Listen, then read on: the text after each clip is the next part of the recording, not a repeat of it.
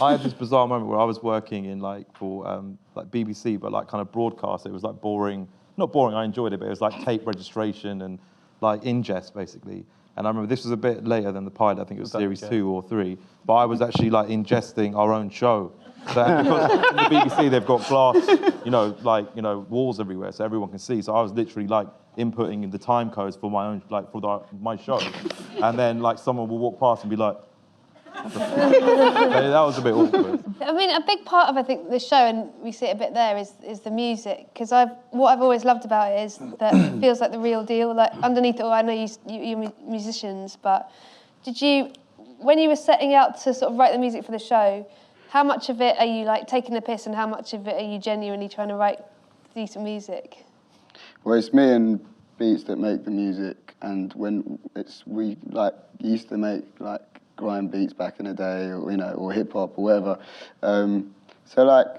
It's quite a fine line, isn't it? Yeah, we try and make it the same process as the old school guys would make their tunes, using the same instruments and synthesizers and stuff. But sometimes it sounds almost too good, and then we sort of ruin it with an electric trumpet or something. Yeah. It's always got to be joked. It has to be funny. But it's a fine line because those tunes did sound like that before. But the culture and the music is we also, love we that. mix it with the actual music, actual garage music as well. So it's kind of, we try and sort of blur it so you almost don't notice when it switches to our tunes. Yeah, is that hard? Because I mean, that's always a sort of compromise in any TV show, using a lot of commercial tracks, which you have to because that's the backdrop of your whole It's thing. really annoying because, especially because it's underground music, it's not on the BBC blanket agreement and stuff like that. Yeah, so trying to find clearance for a white label from '99. It doesn't come up on the search. People buy the rights to songs as well. Yeah, because obviously if it was up to us, we just use audio,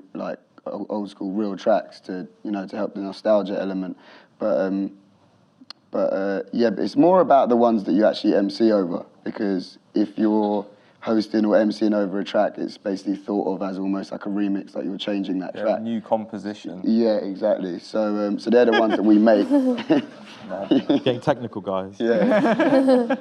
I don't know if anyone gives a fuck about this, to be fair. I'm always looking from an outside perspective, obviously doing music with these hip hop back in there, but I always thought what these guys do it's battle rap shit. But what these guys do is the Spinal Tap music they made in that, in that kind of thing. It was good music, but it's the content is funny. So technically it's really good. It sounds good. Grind is a sick MC. So is Beats. Wow. But then the lyrics there are if you're listening, it's jokes. And there's just a few too many gunshots. Or it's the little things that a weird dog barking. Makes it a little bit weird. All the lyrics doesn't make perfect sense. But also because we play it live now, we have to make sure it sounds good, loud, and we'll go off in the raves and stuff. What do you mean when we shell down live shows? Yeah, when we shell down. Sell out tours. Yeah. We'll stop with that now, though. But I think that's quite an important thing to talk about, which is that the authenticity of the music, because it was something that we as a production company had to get our heads around very quickly, because this show, it's not Ali G. Ali G is clearly, in inverted commas, a joke, a pastiche. And I think what is unusual about this is that within it there is some actual musical talent, and the temptation within a sitcom is to go too broad. And, John and I would find ourselves sitting there going, well, is this song funny enough, or why in the middle of our sitcom is there a half-decent 50-second chunk of music, and should that music be funnier? And the answer is it shouldn't be. It should just be, as the boys have just explained, just a tiny click away from what would be normal. And I think that's the surprise, the Trojan horse of the show, which is that they're actually quite good musicians. Yeah. And putting it's kind of a little bit like someone from the 80s looking back at the clothes they used to wear. So when we think back at the garage voice we used to put on, that's quite funny. That garage voice does sound Jamaican Dutch, So doing that over a track is funny in itself, but it is also legitimate and. Is that difficult from a production point of view? Because obviously brands and songs and more than pretty much any other show I can think of. Yeah, especially with the BBC, but actually they were quite good. In the end, they just said, as long as you've got a spread of brands, then that's okay. So every character sort of tends to favour different brands. Yeah, we'll try like not wear all Nike or just balance it out because like the brands were a massive thing as well back in in those that still are obviously. but like to the realism of those characters, we wouldn't be able to just like dress them up and. It's just you know what I mean? It's a huge part of that culture, and if you didn't have the brands, you'd really, so that thing about the mockumentary to make it feel.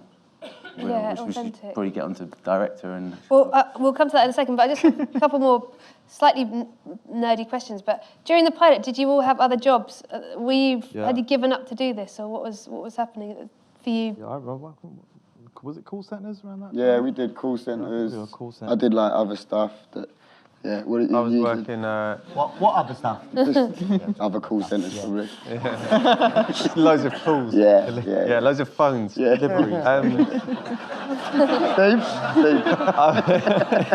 How many phones do you want? An 8? I was working in a university doing admin. That's what I was doing. So were you taking holiday to go and film? Yeah, I had quite an understanding boss who was letting me go to meetings, but most meetings I would do at like 6 p.m. with these lot, or like after work. I was always knackered. So many phone calls with Steve where he'd be like, sorry, 1 sec, and you just sort of hear him, and he'd be in a stairwell, and you could just hear that echo. I had this bizarre moment where I was working in for BBC, but like kind of broadcast. It was like boring, not boring, I enjoyed it, but it was like tape registration and like ingest basically.